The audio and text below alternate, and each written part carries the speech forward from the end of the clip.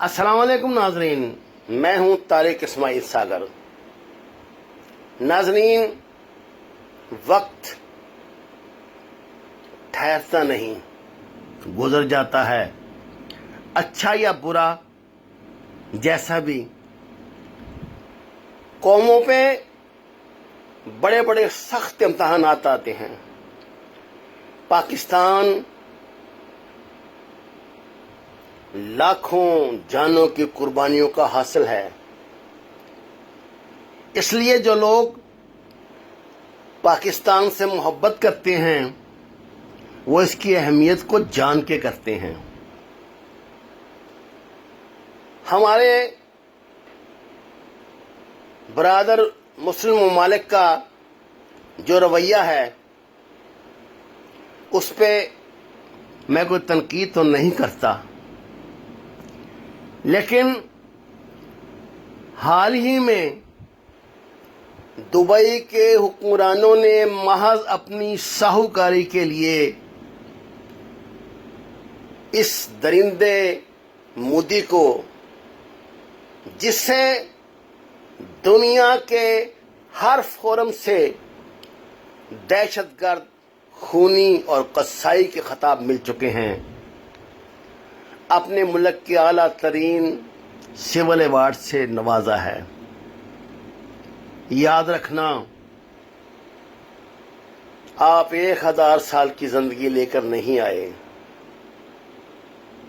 انسانی آرگن لگانے سے، طاقت کے انجیکشن لگانے سے، سائنس کے تمام کمالات حاصل کرنے سے بھی آپ کی عمر زیادہ سے زیادہ 100 سال ہوگی، یا 1 2 4 سال اور بڑھ جائے گی، لیکن یہ دنیا 1 2 سال لیکن یہ دنیا 100 150 سال میں ختم ہونے والی نہیں۔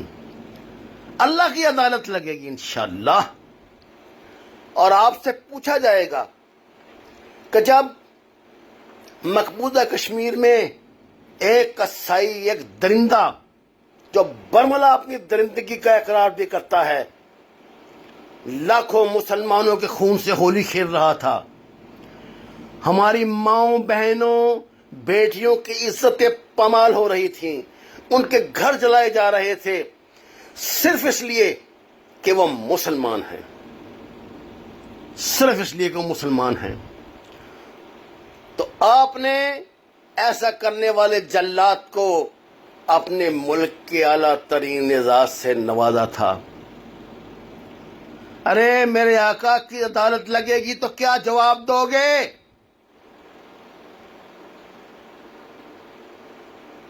کیا جواب دو گے؟ اللہ نے تمہیں اس لیے یہ دولت دی تھی، اللہ نے تمہیں اس لیے خزانے دیے تھے کہ ان کو مسلمانوں کے قاتلوں میں بانٹو۔